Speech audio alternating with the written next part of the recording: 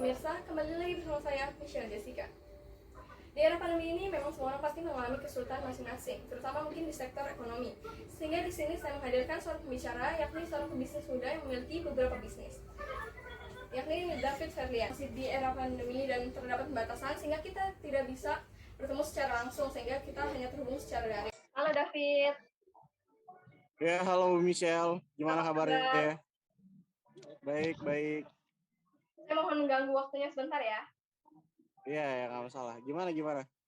Oke, jadi kan Anda ini kan seorang pebisnis yang memiliki beberapa bisnis ya kan? Nah, jadi di sini saya ingin bertanya beberapa hal tentang bisnis gitu ya, biar para penonton bisa mendapatkan beberapa pengetahuan baru mungkin. Nah, jadi pertama-tama bisakah Anda menceritakan dulu bisnis Anda ini apa dan seperti apa gitu? Penjelasan singkat mungkin ya. Oke, ya. Bisnis yang pertama saya ada bisnis fotografi ya, fotografi dan videografi. Sebenarnya mungkin lebih ke event sih. Jadi saya ada namanya David Valian Art. David Valian ada artnya gitu di belakang dan jadi misalkan ada orang ulang tahun atau ada yang nikahan gitu bisa pakai jasa saya itu fotografi dan videografinya tentunya. Yang pasti juga nggak cuma itu aja. Jadi kita punya tim untuk ya beberapa momen, mengabadikan momen lah. Itu bisnis yang pertama David Valian Art. Kenapa saya bikin itu? Karena pertama itu hobi saya gitu. Jadi hobi saya tuh fotografi dan hobi saya juga tentunya videografi. Akhirnya saya bentuk namanya David Valian Art. Jadi saya pikir daripada hobi-hobi doang gitu ya, jadinya ya kita menghasilkan juga lah setidaknya. Iya, benar. Jadi yang pertama itu dibentuk David Valian Art. Perihal tentang mengabadikan momen. Bisnisnya situ, untuk mendapatkan uangnya sih dari situ. Terus yang kedua saya punya Delta Speed. Nih Delta Speed, logo Delta Speed gitu ya. Delta Speed itu kepanjangan dari Dulux Computer Speed.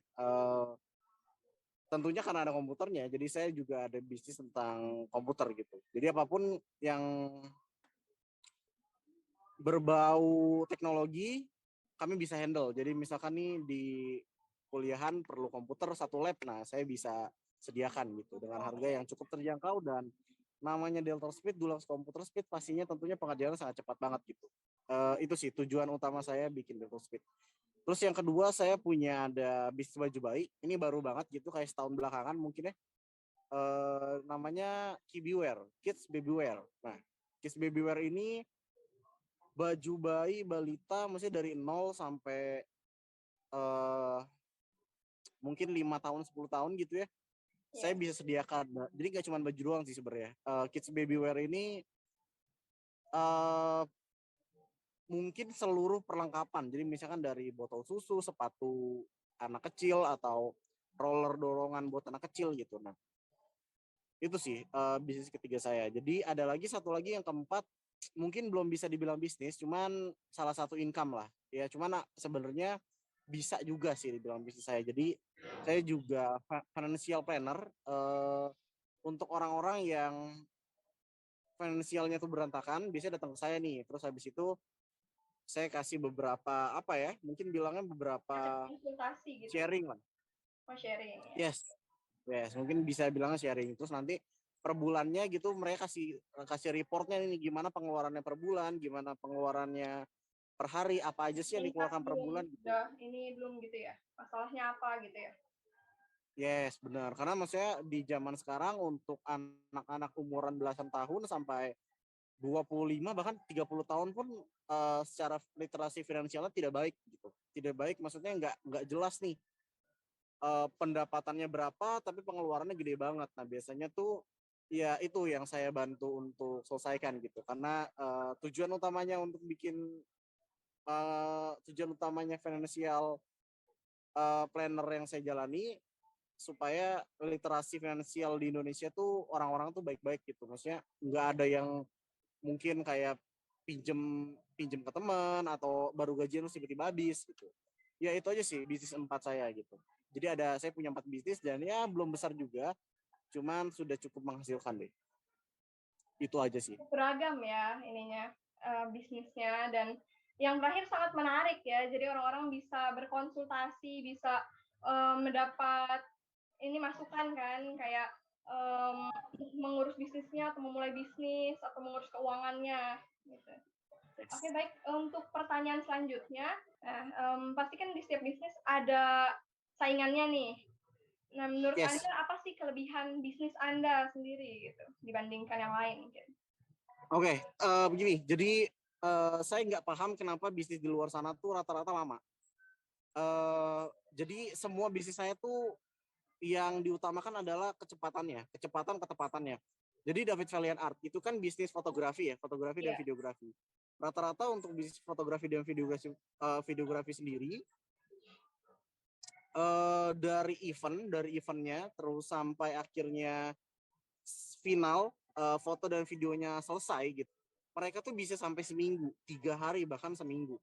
Nah di David Valiant Art sendiri tuh utamanya setelah event besoknya sudah selesai, foto dan videonya sudah bisa dilihat nih. Bahkan paling lama itu lusa. Jadi dari eventnya ke lusa itu foto dan videonya itu sudah bisa dilihat.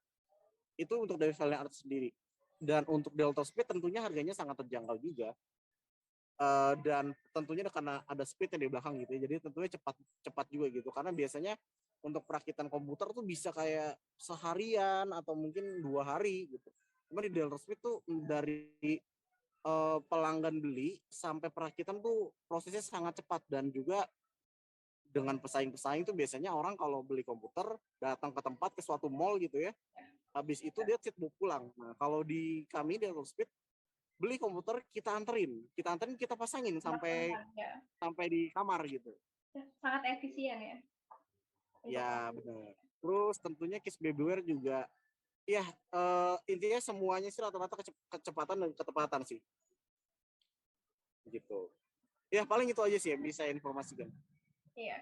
Berarti mendengar dari seluruh penjelasan Anda tadi kan berarti ini sudah bergeraknya di bidang ini ya, digital marketing ya, online. Anda Yes. yang terakhir nih, bisa nggak memberikan tips-tips gitu mungkin bagi para pelaku bisnis atau mungkin orang-orang yang baru mulai berbisnis gitu, bagaimana cara mengembangkannya atau cara memulainya seperti itu mungkin. Oke, tips-tips gitu ya. Mungkin saya nggak bisa bilang tips sih. Mungkin saya bisa bilangnya sharing aja lah. Karena bisnis saya juga belum sampai punya tower ataupun ya maksudnya masih minimalis lah gitu untuk bisnisnya sendiri. Mungkin yang bisa saya sharing sih perihal gini. Pembisnis itu bukan soal keren-kerenan, tapi bisnis itu soal bagaimana punya mental dan tanggung jawab yang besar gitu. Karena dari pembisnis sendiri kita jadi karyawan gitu, kita jadi kurir, kita jadi tukang packing, kita juga jadi orang digital marketing, kita juga jadi sales, tapi kita juga jadi manager dan kita jadi CEO. Jadi sebenarnya bisnis itu bukan soal keren-kerenan, balik lagi karena maksudnya zaman sekarang anak-anak zaman sekarang gitu ya berpikir kayak gila punya bisnis ini itu, tapi sebenarnya nggak juga. Bahkan Ya, padahal punya tidak bisnis mudah itu ya. bahkan punya bisnis itu bisa dibilang punya bisnis, beberapa pebisnis punya bisnis itu utangnya juga banyak gitu. Iya, benar. Jadi Karena butuh modal. ya mungkin bisa saya bilang sih intinya kalau mau bangun bisnis disiapkan dulu apakah mentalnya sudah baik, apakah kita siap menjadi Superman gitu loh, istilahnya menjadi Superman apa ya, kayak semua kita yang mengerjakan gitu. Apalagi kalau budgetnya minimalis, tentunya kita agak sulit untuk nambah Banyak beberapa karyawan karyawan. gitu ya. Iya. Benar. Jadi yang pertama sharing saya yang bisa saya bilang bisnis itu bukan soal keren-kerenan, tapi bisnis ini soal bisa nggak sih kita secara mental kuat dan bisa nggak sih kita punya tanggung jawab sebesar itu gitu untuk kita pegang sendiri gitu. Karena kalau kita berbisnis pendapatan kita tergantung bagaimana kita bekerja, nggak digaji gitu karena kita berbisnis gitu ya. Itu sih yang pertama. Terus yang kedua, saya bisa info bahwa bisnis itu sama dengan rugi. Saya bisa bilang bahwa bisnis itu sama dengan rugi. Tapi dengan kita bisa nerima ruginya, tentunya kita sangat bisa cepet banget untuk secara mental tuh kuat gitu. Jadi dengan kita bisa terima ruginya, ya akhirnya keuntungannya kita bisa jadi kaya. Cuman biasanya waktunya cukup lama gitu, dan Lama ya, ya kita berproses. biasa ya kita cukup lama waktunya. Iya, itu sih mungkin yang bisa saya informasikan. Oh, mungkin yang terakhir. Ya, silakan. Intinya sih semua hal itu konsisten. Iya, benar. Ya mungkin ini agak klasik banget ya. Apa yang saya informasikan mungkin klasik banget, cuman konsisten itu penting banget, bahwa mau kita rugi, mau kita untung, mau kita minus gitu ya, itu tetap harus konsisten. Karena kalau bisnis yang baik adalah bisnis yang punya hidup yang panjang gitu. Kalau misalkan baru buka bisnis 3 bulan habis itu rugi, udah deh, males deh, gue nggak dapat untung nih, ya itu agak sulit ya. Cuman kalau kita mungkin rugi setahun nih, rugi 2 tahun rugi, harusnya evaluasi gitu. Kenapa sih rugi? Bukan langsung ditutup, bukan langsung di cut loss, tapi dievaluasi. Terus kita tanya diri sendiri, mentalnya kuat gak ya? Apakah kita siap gak sih untuk lanjutin ini bisnis gitu? Kalau siap, terus konsisten, terus mungkin bisa saya bilang terus siap untuk rugi. Karena kerugian itu sendiri bagaimana kita kerja juga gitu. Kalau kita pengetahuannya kurang, kita kerjanya kurang baik, ngesok gitu ya, karena gue punya bisnis nih tapi akhirnya ngesok, nah itu ya siap-siap ruginya seterusnya nih, nggak ada evaluasi. Ya paling itu aja sih yang bisa saya informasikan. Ya, terima kasih Pak David. Sangat Yes, thank you jawaban-jawaban Bu yang Anda Michelle. berikan sangat bisa memberikan kita wawasan-wawasan baru, memberikan kita info baru gitu ya. Terus bisa Anda dengan sharing pengalaman Anda, orang-orang bisa jadi tahu kira-kira apa yang harus dilakukan, apa yang harus dihindari begitu ya.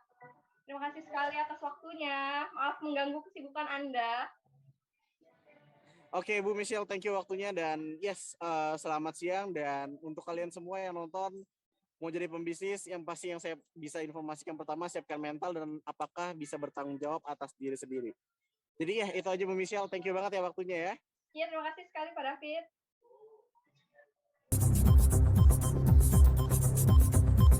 Dari perbincangan mengenai bisnis menuju wisata, memang masih terdapat batasan sehingga kita tidak bisa bepergian secara bebas. Tapi apa salahnya untuk menyiapkan sebuah tempat wisata agar nanti ketika kita sudah bisa bepergian dengan bebas, kita sudah tidak bingung lagi harus pergi kemana. Pada kesempatan kali ini, saya ingin merekomendasikan pada Anda sekalian salah satu tempat wisata yang berada di Yogyakarta, tepatnya yakni Little Tokyo Yogyakarta. Seperti namanya, Little Tokyo ini menyuguhkan nuansa khas Jepang yang sangat kental, bisa terlihat dari arsitekturnya, desain interiornya, makanan yang disajikan, dan beberapa fasilitas yang berada di sana. Little Tokyo Yogyakarta ini sendiri berada di Gunung Cilik untuk Linggo, Kabupaten Bantul, Yogyakarta, atau tepatnya berada di sekitar 25 km dari titik nol atau 1 jam berkendara. Di mana berdasarkan lokasinya, Little Tokyo ini sendiri diapit oleh 3 gunung, yakni Gunung Merapi, Gunung Merbabu, dan Gunung Sumbing. Bisa dibayangkan bukan betapa indah dan sejuknya pemandangan serta nuansa yang disajikan di sana. Di Little Tokyo ini sendiri juga disediakan sebuah kolam renang air hangat yang terinspirasi dari onsen Jepang, yakni sebuah permandian air panas di Jepang. Lalu di Little Tokyo ini sendiri kita bisa menyewa satu set kimono beserta aksesorisnya, sehingga kita dapat berpose di beberapa tempat atau spot-spot yang terdapat online khas Jepang, sehingga kita bisa mengisi feed Instagram kita. Karena kan anak muda zaman sekarang pasti mencari tempat-tempat Instagramable untuk foto dan diupload. Lalu bagi kalian yang gemar berpetualang, ada satu buah jeep yang disewakan seharga 300 ribuan untuk 4 orang yang akan membawa kalian berkeliling tempat-tempat wisata yang berada di Yogyakarta. Untuk tiket masuknya sendiri, yakni 30.000 berupa voucher 20.000 yang bisa kalian tukarkan dengan makanan, minuman, atau souvenir yang berada di sana. Ya, demikianlah informasi yang dapat saya sampaikan pada hari ini. Jangan lupa seimbangkan antara pekerjaan dengan berwisata, dan tentunya jangan lupa untuk berwisatanya nanti ketika sudah diperbolehkan oleh pemerintah. Saya Michelle Jessica, pamit undur diri. Terima kasih.